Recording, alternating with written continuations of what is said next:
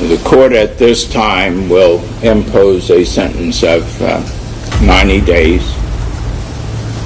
require you to pay a fine of $1,000. There is nothing more satisfying than watching a corrupt police officer finally face the karma that they deserve. And it gets even better when it all unfolds in a courtroom. Today we will dive into moments where these evil officers were exposed and owned in courts. In August 2017, Euclid police officer Michael Amiot pulled over Richard Hubbard for a minor traffic violation. Amiot escalated the situation, using excessive force and slamming Hubbard's head on the ground repeatedly. Here is the moment he is convicted for his action. Verdict. We, the jury, being duly impaneled and sworn, do hereby find the defendant Michael Amiot guilty of assault, a misdemeanor of the first degree, in violation of Section 2903.13A of the Ohio Revised Code, as charged in Count 2. We, the jury, being duly impaneled and sworn, do hereby find the defendant Michael Amiot guilty of interfering with civil rights, a misdemeanor of the first degree, in violation of Section 2921.45A of the Ohio Revised Code, as charged in Count 3. We do so render our verdict this 29th day of July, 2022. Amiot was found guilty on both counts, but shockingly, it took 6 years for the poor victim to get some sort of justice. Came across to you, but again, that is your decision as to whether you wish to speak with them. With that, anything prior to discharging the jury? No, Your Honor. On behalf of the defendant, anything?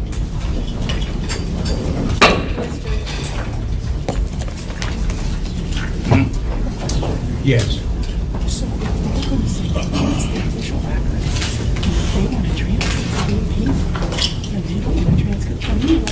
8 months after the jury decided, Amiot was called in for the sentencing. Before announcing anything, the judge allowed the victim, Richard, to have some word. Richard Hubbard, and, I appreciate the jury and the court for making the right decision. What Amiot did, something was wrong. He should have received the maximum sentences today. I'm still going through the suffering with the anxiety, driving, just the temperament, the trauma, and everything. This is a cause for this case. I'm ready to get it over it, actually, but just coming back in here, just bring up everything, just to see him over there, see all that, just coming back in this court, it just brings up everything, you live at the moment. So, I hope he gets the maximum sentences today. Just a short and impactful statement from Richard, and the judge also allowed the evil cop to have some word. There was a prosecution witness called who testified that I was celebrating in the aftermath of this arrest. They testified that I was high-fiving, fist-bumping, and dapping it up with other officers. There was 5 police cars on East 228th Street that day, all with their dash cameras on and rolling.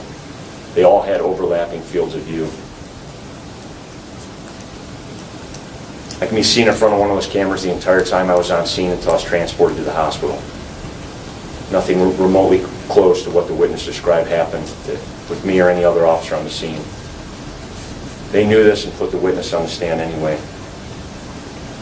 The officer still refused to take responsibility for his actions or have the decency to apologize to Mr. Richard. Deep down, this thug still feels that he did nothing wrong. I take full responsibility that there was a failure on my behalf to get Mr. Hubbard in custody quickly. The incident was prolonged when I was shot with the taser. During the deployment, I broke my hand, ruptured tendons, and injured my shoulder. When most people see a violent encounter like this, they usually ask, are officers allowed to punch people? And if so, under what circumstances are they allowed to do it? For me, it was important to attempt to educate the jury as I was educated as a police officer. I called every relevant instructor I had to the stand. Taser instructors I had, Department Use of Force instructors, the captain in charge of the Use of Force Committee, my Police Academy Use of Force instructors, and traffic stop instructors. Amiot was full of himself as he blamed the incident on flawed training that he had received in the past. He claimed to have developed a more effective training system to prevent similar incidents. I put in every screw, nut, and bolt into the new training area myself. We've never had anything like it before. I worked with one of the defensive tactics instructors to create waivers so we can use the new training area on our own time, using department techniques to get the repetitions we need to not only be more effective on the streets, but to keep suspects and officers safer during these encounters. I want to end by saying I'm not an advocate for or against use of force. Everything I did on that day was based on my training and experience. From here on out, I'll be an advocate for subject control training department-wide going forward so we can all be at our best when the time comes. I have a deep respect and love for the citizens and this community. I want to do my best to serve them. After delivering a 9-minute speech, the judge finally took the stage and, before announcing the sentence, had some words for the corrupt cop. Stood out to me is that the initiation of this incident probably never should have occurred. When you receive that initial radio communication, that initiated this whole thing. And the other thing that sort of stood out to me was that in approaching the vehicle and asking Mr. Hubbard to get out of the vehicle, from my perspective, there was an inability for him to get out of that vehicle without making contact with you. Inability to get out of that vehicle. The judge also shifted his focus to the victim in this case and urged him to move on with his life and put this traumatic encounter behind him. I believe the jury got it right. I do. And the court must impose the sentence that the court feels is appropriate in a case like this. And I appreciate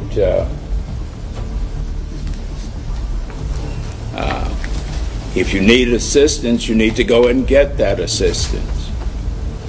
But I'm not going to say you're not going to have instances of flashback or what have you, but you need to move on with your life also. And not let this incident continue to hover over you. The city compensated you. Eventually, the sentence was announced, and Amiot still had no sense of remorse or guilt on his face. Court at this time will impose a sentence of 90 days, require you to pay a fine of $1,000, and will require you to pay the court costs. In addition, the court will suspend the sentence of 90 days, place you on non-reporting community control for a period of 1 year. If you violate during that 1 year, then the court will retain the ability to impose the sentence. Anything on behalf of the state? No, Your Honor. On behalf of Ms. Amiot? Just what count is this in? As opposed to the violation of civil rights.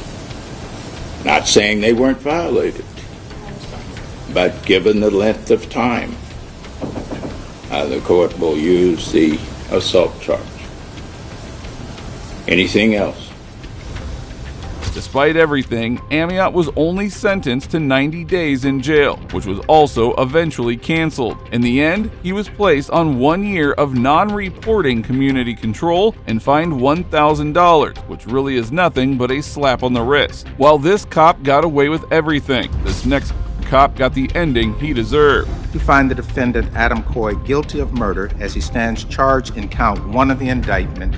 In December of 2020, Columbus police officer Adam Coy shot and 47-year-old Andre Hill, who was unarmed and did not pose any threat to him. Coy was charged with murder and also fired from the police force. Eventually, in 2024, his case went to trial. One count of murder, classified felony, 1 count of felonious assault, felony in the 2nd degree, and 2 counts of dereliction of duty, both misdemeanors in the 2nd degree. Okay, thank you. Good afternoon, Your Honor. May it please the court, I am Mark Collins, 006-1207. Adam, can you hear us? Yes, sir, yeah. Previously, you gave me permission to sign your name to the not guilty form as well as the agreement to have your presence waived and go forward with the video conferencing today, correct?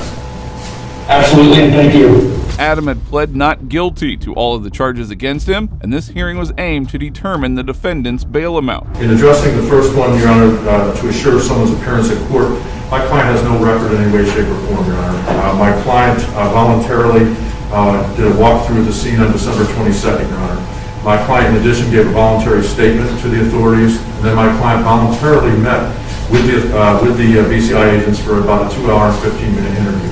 In addition, Your Honor, he was asked to turn himself in at an appropriate place and time in which he voluntarily did that. So everything that we've asked of him since December 22nd, Your Honor, he has done. In addition, when he was employed by the Columbus Police Department, he was required to go to a psychologist.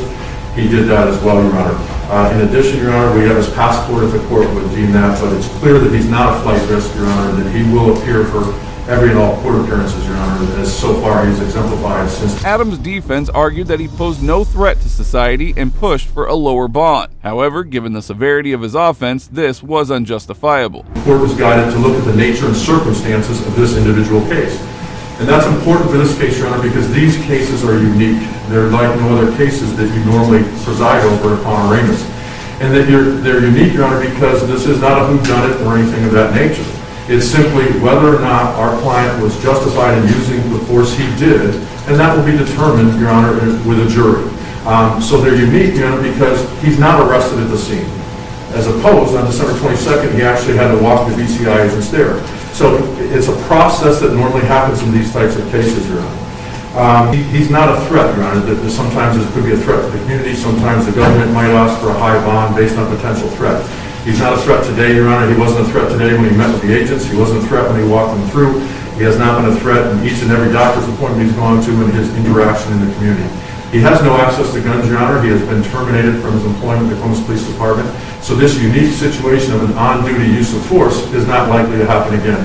Of course, he doesn't have a prior record, not on bond or anything of that nature. There's the other factors to look for. It was later discovered that during his 19 years as a police officer, Adam had 90 citizen complaints against him. It is bizarre to see how someone can remain a police officer after getting so much shtick from the public. Your Honor, the closest thing this court normally comes to in cases like this is a self-defense case. Various self-defense cases that are currently in the system that we actually represent, Your Honor. We have bonds, people who are out on bond, anywhere from $25,000 to $250,000. And again, the only aspect in this case, Your Honor, is to determine whether or not the force that was used was reasonable or not viewed through the eyes of a reasonable police officer. And ultimately, a jury will determine that. Based on all those factors, Your Honor, we're requesting a reasonable bond. If the court has any other questions for us, I'm happy to answer. Okay, thank you. Before the judge announced the final verdict, the prosecutor also explained how the bond amount should be increased. The difference, the state feels that the difference between those prior goodwill things by Adam Coy and today is that today he is indicted for a felony, multiple felonies. He's indicted for murder, and as you well know, the sentence for murder is a life sentence. So you can imagine that someone who is faced with that may have ideas of not coming to court. So that is the difference between his prior corroboration and where we stand today. As a result, Your Honor, the state is asking for a high bond in this case. Thank you. The judge set a $3 million bond for the corrupt officer, ensuring some measure of justice. All right, sir, I'm accepting your not guilty plea. I've considered the arguments by both sides with respect to bond. I am setting bond at $3 million short your appearance, $20,000 recog, and as a further condition of bond, defendant shall have no contact and stay away from any of the witnesses or addresses identified in the indictment. Also, defendant shall have no contact with other police officers for request. Thank you. Your Honor, the court consider the $3 million value, or maybe put on the record the components for that make up the $3 million, just so we have that for the next year. I'm sorry?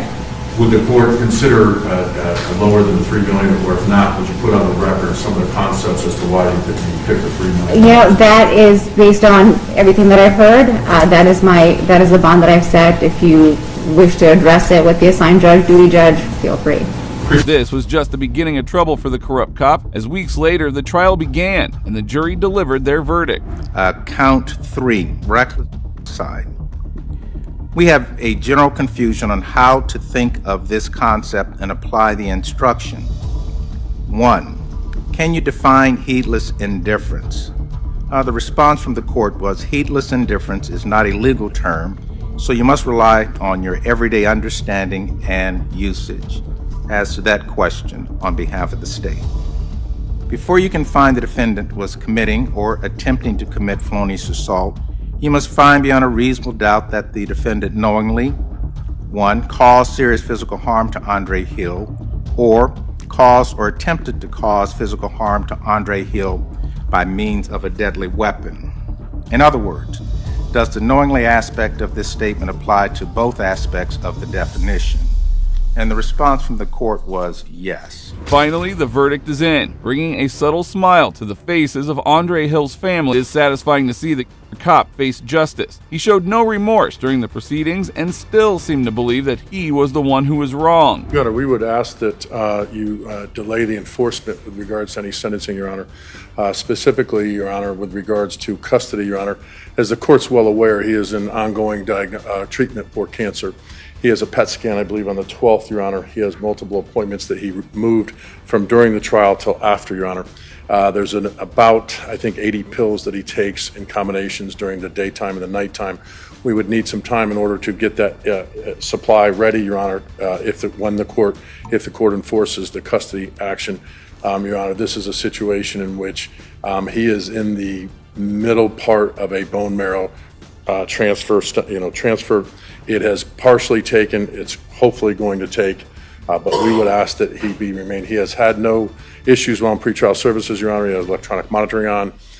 He is not going anywhere, Your Honor. And as if this wasn't enough, the prosecutor requested that his bond be revoked, ensuring that he would be sent to prison until sentencing was announced. I'd like to set a sentencing date. The court is not inclined to move forward with sentencing today.